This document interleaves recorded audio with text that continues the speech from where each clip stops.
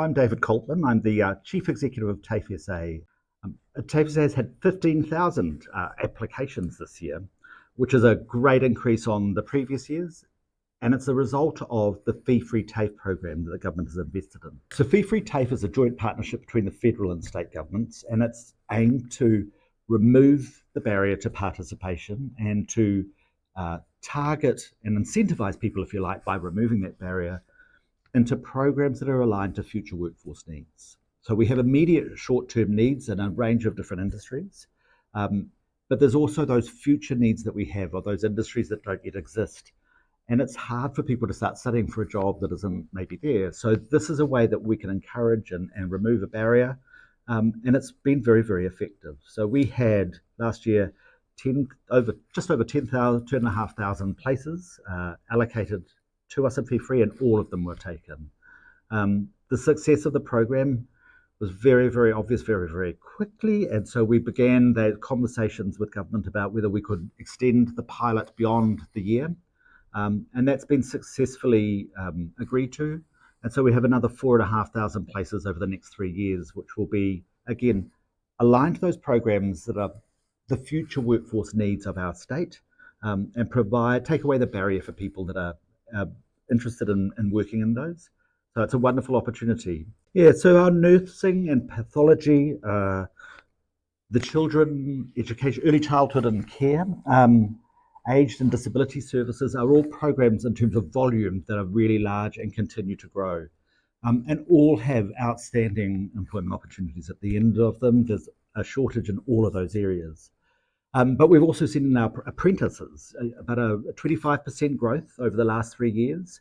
And that represents, I guess, a really important shift for us as an economy, because we need more tradies for housing and for the big projects that are going on. And we've seen big growth in some programs like our project management short courses and qualifications. And we saw a 300% growth. Enrollment growth in the certificate, the diploma in project management, because again, people are seeing the opportunities for that. They're getting the skills and qualifications to get them going and contribute to what's going on. In terms of full qualifications, we've had a new Certificate 3 in food processing to help us with our growing industries around food manufacturing, and an advanced diploma in surveying. And that's really targeting those working in both local government or in the construction sector in the design phase of buildings and getting new buildings approved.